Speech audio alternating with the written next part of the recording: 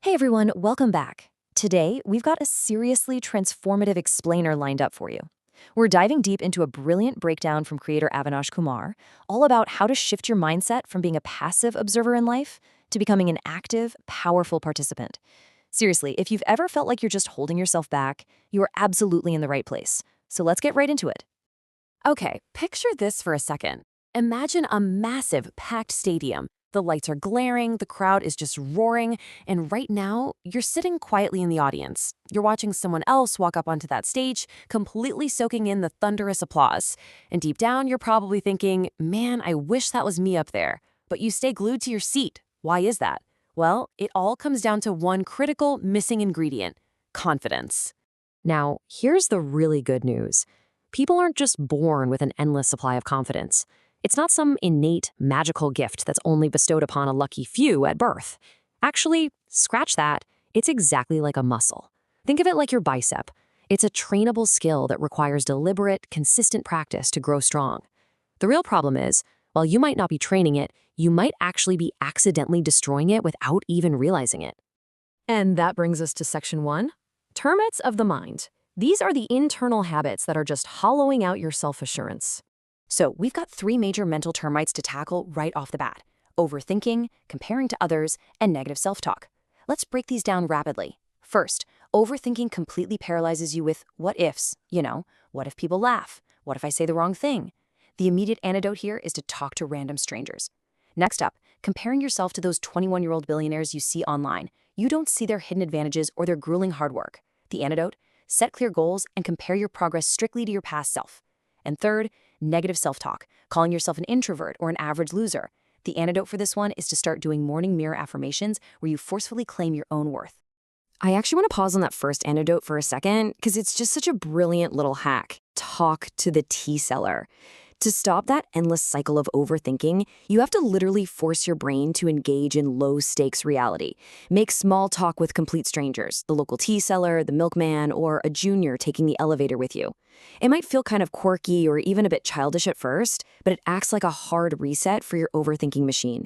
It literally proves to your brain that everyday social interactions are completely safe.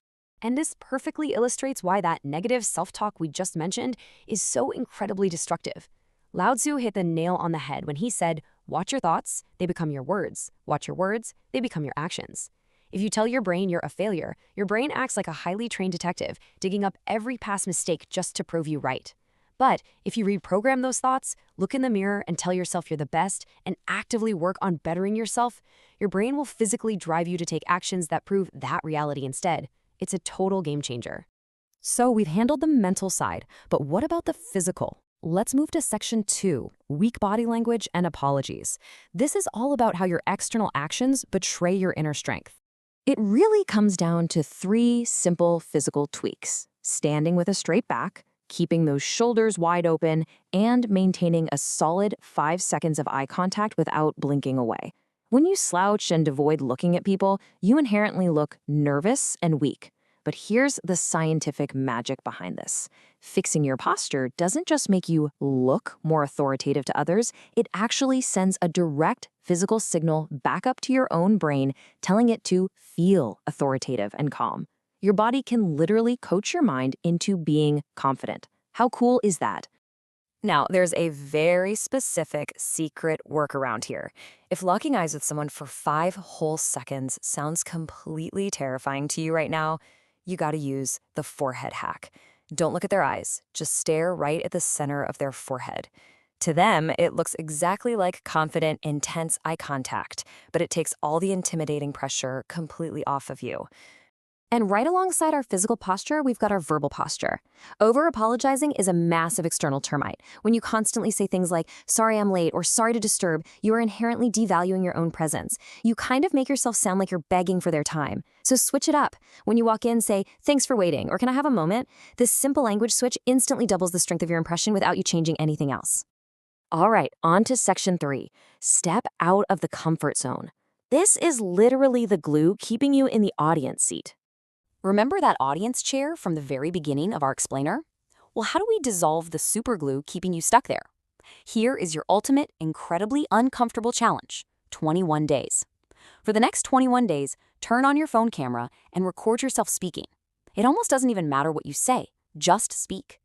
Doing this forcefully drags you out of your comfort zone. Remember, your growth is hiding directly inside your discomfort. Try this for 21 days and watch your inner confidence literally burst out of your mind. Which brings us to section 4. Stop seeking others' approval, the final termite. In today's hyper-connected world, this usually looks like obsessively checking how many likes or comments your latest post got and letting a low number completely ruin your day. By doing that, you're basically handing the keys to your confidence right over to strangers. The only way to squash this final termite is to realize that true validation has to come from within yourself.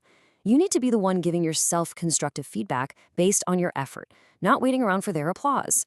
This quote from Steve Jobs perfectly captures it. Don't let the noise of others' opinions drown out your own inner voice. Put your absolute best effort into your work, and once it's done, be proud of the effort you expended. The outside noise simply doesn't matter. And finally, section 5. Conquer your fear. It's time to move from the audience to the stage. Here is your absolute hit list. These are the 7 confidence-killing termites you've got to actively destroy starting today. Stop overthinking and go talk to strangers. Stop constant comparison and focus strictly on your own goals. Silence that negative self-talk. Fix that weak body language and stand tall. Stop over-apologizing for simply existing. Break out of your comfort zones and embrace the discomfort. And finally, stop seeking outside approval. Remember, confidence isn't magic. It's just the result of consistently doing the things that scare you the most. So I'm going to leave you with a final, deeply personal question. Which of these 7 termites is currently eating away at your confidence right now? Be honest with yourself, identify it, call it out, and then go out and conquer it. You have spent more than enough time clapping for others. It's time to step out of the shadows, put in the reps, and finally claim the applause you absolutely deserve. Thanks so much for hanging out and learning with us on this explainer, and we will catch you on the next one.